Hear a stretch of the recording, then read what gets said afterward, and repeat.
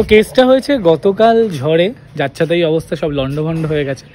মানে পিছনে যা যা কলা বাগান ছিল সব পড়ে গেছে ঝড়ে।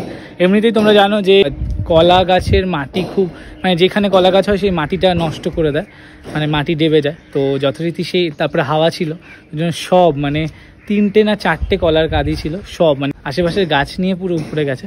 বাট সেটারই এখন প্রসেস চলছে কাটার। মামা আছে আর আমাদের এক রিক্সা কাকু আছে, অমিতদা, আমিও যাবো। পড়ে যেও না। বাহ, এই তো আমাদের কলা অভিযান। আরেকটা আছে কিন্তু, আরেকটা কাঁদি আছে, ওটা পুকুরে পড়ে যাবে।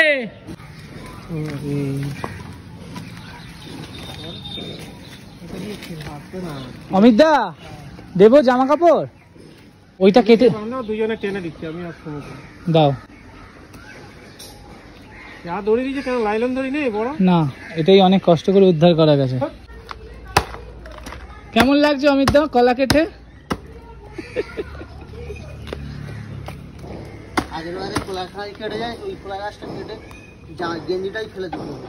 আমায় গেঞ্জি কিনে দিতে বলছে, সেটা সোজাসুজি ভাবে বললেই হয়। কলার কাঁদি কেটে এই কেটে গেঞ্জি নষ্ট হয়েছে, এরকম উল্টো পাল্টা বলে তো লাভ নেই। কলা গাছ কেটে কোনোদিন গেঞ্জি নষ্ট হয় না।